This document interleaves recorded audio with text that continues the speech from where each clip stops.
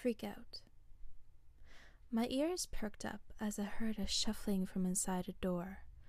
I peeked in, and all I could see was darkness. I glanced around before dimming my lantern and slowly creeping into the room.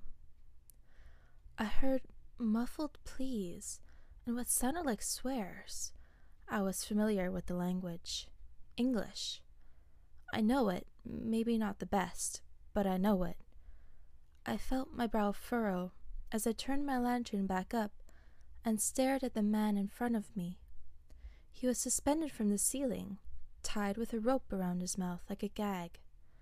It wasn't like the usual. He didn't have a sack over his head, and his bright eyes met mine.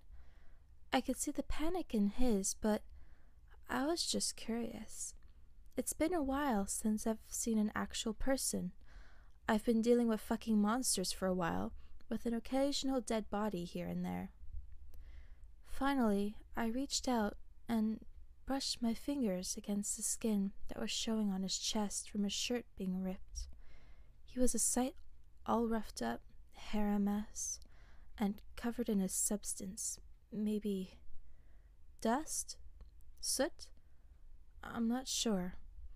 I cock my head at him as he watches my every move closely. I finally gained my voice back and asked him the million-dollar question. Are you a human? Alive? I asked slowly, not sure if he was even real or just something my imagination was making up. Either way, I'm actually enjoying it. He nodded, his eyes scrunching at the corners as his brow furrowed, forming a V right between his eyebrows. Was it my accent? Did I mess up on something I said? I usually speak to myself in Swedish, so, needless to say, I haven't spoken any English in quite a while. He was watching me, a bit warily before I realized his situation. Oh shit, I'm sorry I didn't help before, I said, setting the lantern down on the table and walking closer to him, untying him and removing the rope from his mouth. A thought then occurred to me.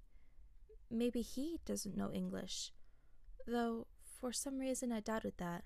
He looked very American to me. Thank you. His deep, rough voice came, and I was left speechless. That was a voice to be saved for something special, a voice to be put to use, like Morgan Freeman. I briefly wondered what he was before.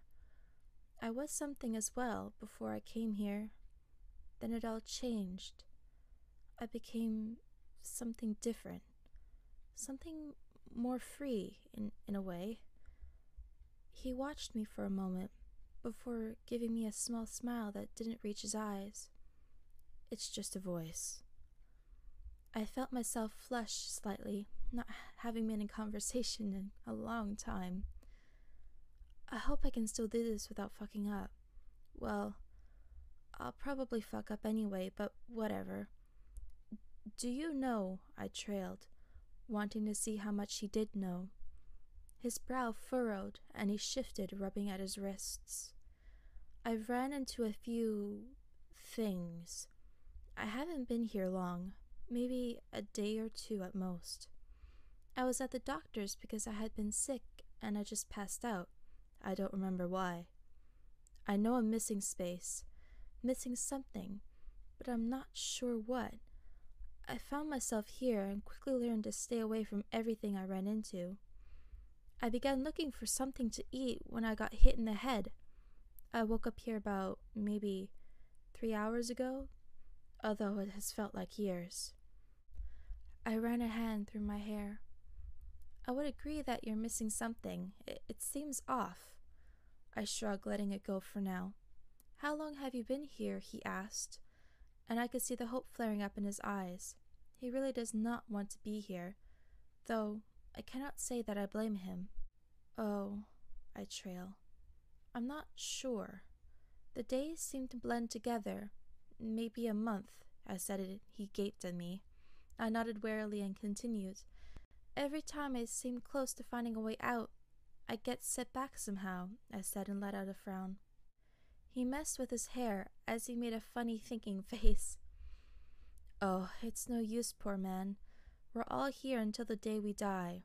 Learn to accept it, I thought to myself. I frowned slightly, then looked at him closer. What's your name? He looked up and seemed a bit nervous. Just call me Cry, he said, and it was enough to spark my attention, but I decided not to grill him about it and nodded. So what's your name? You can call me Smile, I teased. Oh man, I miss talking to others. I was overjoyed when he let out a small laugh. I smiled at that. Felix, or PewDiePie, I said. Pewds, Cry stated with a short nod, earning a chuckle from me. Or Pewds, I agreed. Suddenly, there was a noise down the hall. One I knew well. It was the bro. I saw the fear spike in Cry's eyes as soon as I looked at him and quickly glanced around the room. A closet! Perfect! I put a finger to my lips and picked up my lantern, taking his hand in my other hand and pulling him to the closet. Quickly, I pulled him to the closet and opened it, easing the few things I had in it out before pushing him inside. He didn't seem to put up a fight or protest in the slightest. Oh yes, he trusts me. I like this. I like being trusted. I smiled and set the lantern in the corner, dimming it first. Then I climbed in and closed the closet doors. I looked at Cry, focusing on him to keep my mind off the bro. He focused on me also, our eyes staring into each other. It's weird. I feel like his eyes can see right through me to my core. The thought is definitely not the most comforting thing in the world. To be honest, it makes me feel unhinged. Suddenly, there was a bang. I knew it was the bro in the room, and Cry jumped a bit.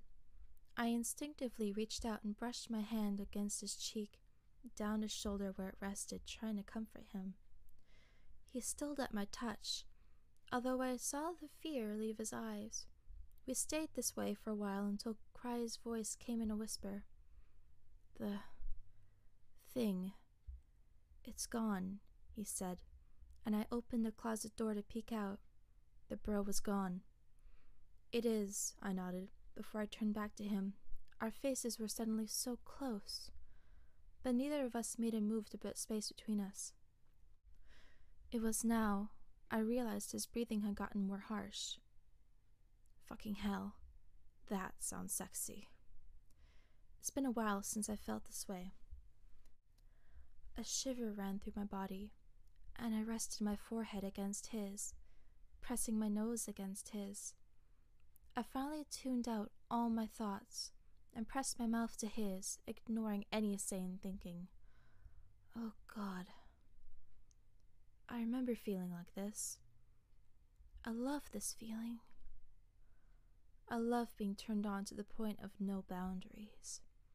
Cry kissed back, although I felt a slight hesitance at first, but that quickly left, and the seemingly harmless kiss quickly turned into a passionate makeout session in the closet. Our mouths were at war, both of us fighting for dominance. Finally, I gave in, and my hands tugged at his hair as he grinded against me. We finally split, gasping for air, looking at each other with dilated eyes. There's a bed in the room, Cry said, and I let out a wolfish grin.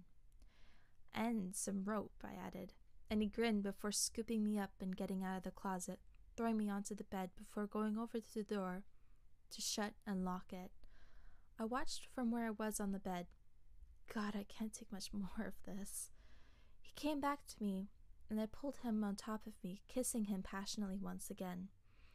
Finally, Cry broke the kiss to utter soft words in my ear. I'll be gentle. Cry's words sounded so promising. How can 3 simple words make me such a mess? A hot and bothered mess.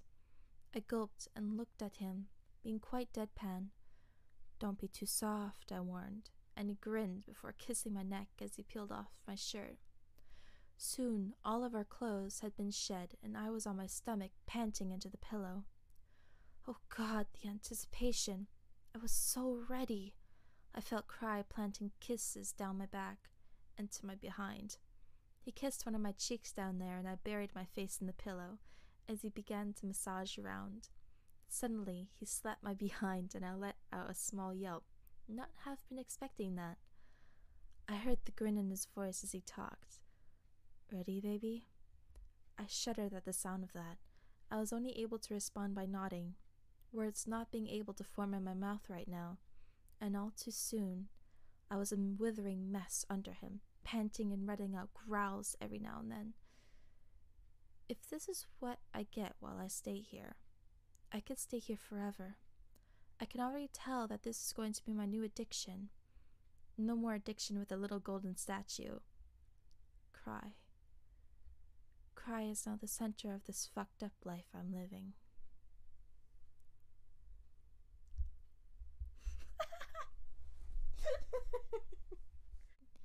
Oh God, what the fuck? Oh my God.